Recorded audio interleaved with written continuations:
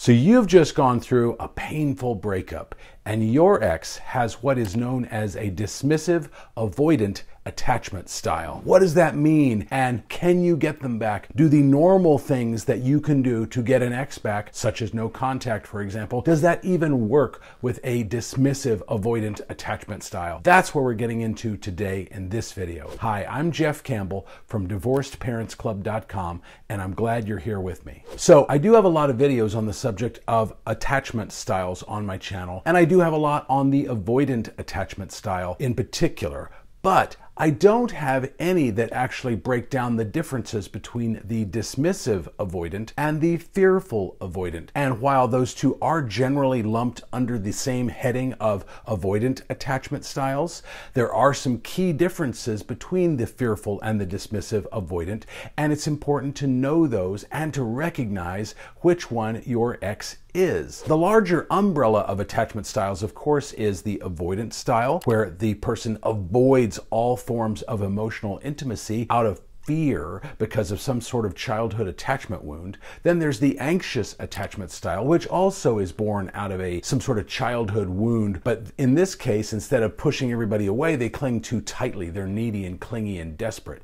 Then there's this secure attachment style, which is ultimately where we all want to be, where you're just secure. You don't need anybody else to feel good about yourself. Therefore, you're a whole and complete person, and the other person is a whole and complete person, and you're just coming together and enriching each other's lives, but you don't need them and they don't need you in order to feel good about themselves and about yourself. So how does the fearful avoidant and the dismissive avoidant, how do those two things differ? Well, as the name implies, the fearful avoidant tends to avoid intimate attachments with others out of fear. They're desperately afraid of losing their freedom, and they see relationships potentially as suffocating and closing off of that freedom and restricting their freedom. And then it's easy for them to accuse others in that situation of being controlling. Whereas the dismissive avoidant also avoids emotional intimacy to great lengths, but they're not doing it out of fear. They're actually doing it because they don't have a lot of regard for other people's emotional needs. It's almost like a sociopathic approach to avoiding intimacy. So it's not fear-based at all. It's almost as if they don't really care about others and are incapable of caring about others. But in both cases, they keep everyone at arm's length because they learned at a young age that it's safer to do that and avoid getting hurt than it is to let people in and be vulnerable and possibly risk getting hurt. So how do you get a dismissive avoidant ex to come back to you after you've been dumped? And I will just point out that it's kind of a common scenario for a woman to be of the avoidant attachment style and a man to be of the anxious attachment style. Therefore, you've got a man who's a little bit needy and clingy and desperate, and they need reassurance and they kind of cling tightly. And then the woman kind of tries to keep pushing them away and creating space. The more she does that, the more the guy tries to hold her tight, and then the more she reacts to that and the further she pushes him away. That's a very common scenario, but that's not to say that there aren't role reversals there as well. There definitely can be. But if you've got a dismissive avoidant, and remember, this is somebody who wants their space and their freedom, they're not afraid of losing it. They just almost as if they don't really care about your needs at all. So you've got to give them space in order to miss you. You can't be blowing up their phone. You can't be stalking them on social media. You can't be calling them or texting them or emailing them. You've got to basically pretend they don't exist. Now, how long do you do that for? Well, under normal circumstances, if you weren't dealing with a dismissive avoidant, you would probably let them go and go no contact for anywhere from, I would say, 30 to 60, maybe even as many as 90 days. However, with an avoidant attachment style person, you actually want to go a lot longer than that. Now, of course, if they reach out to you, you do immediately want to respond and then see if you can make a definite date to get together with them and see if there's a possibility of rekindling things. However, you don't want to do what they call rush to the altar. You don't want to put pressure on them to get back together again. You don't want to put pressure on them to label whatever it is that you're doing. Just make a date. Go out with them, have fun, have sex, reconnect on an emotional level, but not too deep. You don't want to scare them. Remember, they are an avoidant attachment style person. You just want to have fun. Keep it light, keep it playful. Don't dive into serious conversations yet about the state of your relationship and why it failed. Just enjoy each other's company. Keep it simple. Don't cling. You will find that dismissive avoidants do eventually reconnect in some way. That doesn't always mean reconnect in a romantic way, but it definitely can if you've given them enough time and space away from you to actually miss you, and for their fear, even though this is a dismissive avoidant, but they still have a fear of if they let you back in, you're going to just go back to your old ways, you're going to cling too tightly, they're going to lose their freedom, they're going to lose their self-identity. All of that is going to come rushing back just like it did when they dumped you the first time. That is their fear, and they want to avoid that at great length. So again, you've got to go no contact for a long time. I would say 6 months or more. Again, connect with them if they reach out to you, but just pretend they don't exist. Get on with your life. That doesn't mean sitting around by the phone waiting for them. Get back out there. Start dating again. Work on yourself. Focus on being the best version of you that you can be. Get back into the gym and doing things that bring you joy, and do things that help you feel more secure about yourself if you indeed were an anxious attachment style person. You've got to get to a place where you're not anxiety ridden. You're not clinging too tightly out of fear of being dumped. You're okay if they dump you. That's all right. There's a million other people that would love to go out with you, and you just need to move on and find them if you get dumped. You want to get to a place where you have that kind of nonchalant attitude a little bit. It doesn't mean that you're cold and aloof and distant when you are in a relationship with somebody. It's just you want to get to a place where your life doesn't come crashing down to an end if you get dumped. Getting dumped is something that happens to all of us. It's not that big of a deal. It's definitely not the end of the world. Hey, real quick before we keep going, if you like this video and you want to see more videos like it, please hit that like button for me, and don't forget to subscribe to the channel. It helps YouTube's algorithm recognize who the kind of people are that like my videos and want to watch my videos. Then they're going to show my videos to more and more and more people. Really helps me grow my channel, so I really appreciate you taking the time to do that. So what makes a dismissive avoidant ex come back to you? Well, there's a few key things. It definitely helps if the relationship didn't end on terrible terms. If it ended on kind of good terms or neutral terms, in other words, where maybe you got dumped.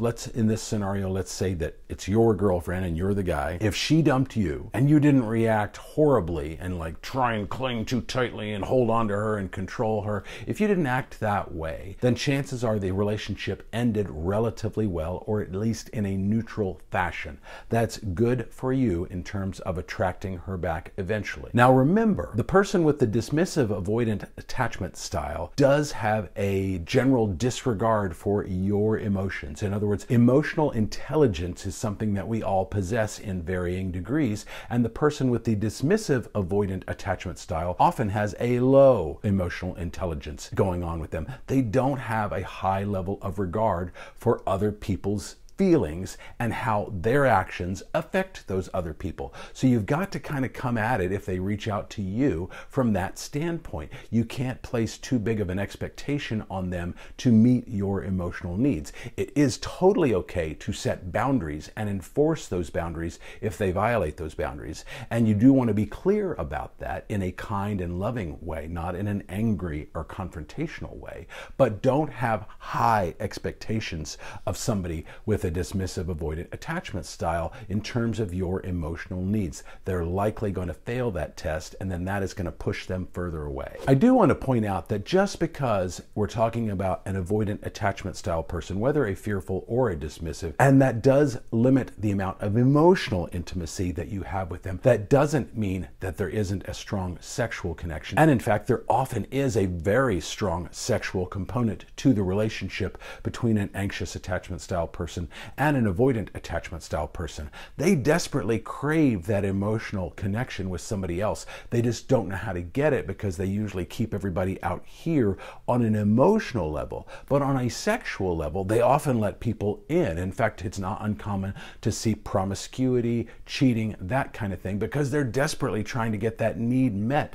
It's like trying to fill a bucket with a hole in it. They can never really get their emotional needs met because they don't really ever let anybody in, but they continue to try over and over again, and that often has a strong sexual component to it. Let's assume that they reach out to you, and let's assume that you go out on a date and you reconnect in some way. How do you actually get them to want to stick around and eventually get back into a relationship with you? The first is you've got to learn to be more secure in your attachment style. This is especially true if you are of the anxious attachment style. You've got to be more secure where you're not reliant on them for your emotional needs. They just do not have the capacity to help you meet your own emotional needs. They've got their hands full dealing with themselves. So you learn how to satisfy your own emotional needs. Then you do want to be empathetic towards their situation. They have a hard time connecting with you and with others on an emotional level. You've got to understand that,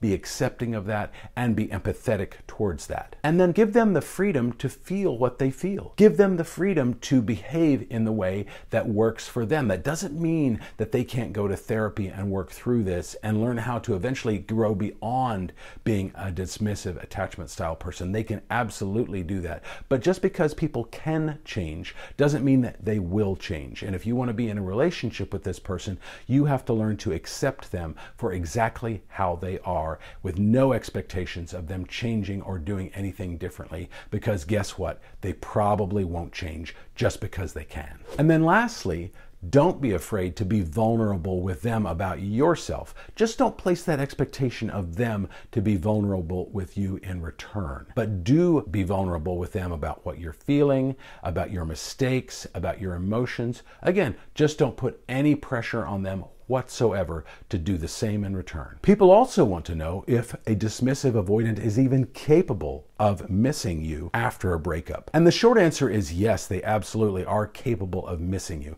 They're not emotionally completely devoid of feelings. They just have a lower regard for other people's feelings because they learned at a young age that that was a better way to protect themselves emotionally. But they definitely can miss you if you give them enough time and space to where their fear of you smothering them, of you controlling them, of you restricting their freedom, that has all gone away because you've given them enough time and enough space for that fear to dissipate, and then for them to begin to fondly remember all of the good times, because there were a lot of good times between most couples that have now broken up. And you want them to get back to the place where they are remembering those fond things, and the bad things are getting further and further and further and further down on the list. Now, let's assume that you are indeed broken up from this person and you want to know what the odds are of them coming back to you. There's actually 11 proven signs, and you're not likely to see all 11 of them, but if you're seeing a large number of these in combination with each other, it is a really good sign that your breakup is temporary and they are indeed coming back to you. So if you want to see what those things are, I want you to check out this video right up here, right now on my channel. It walks you through all 11 of those. But for now, I'll see you in the next video.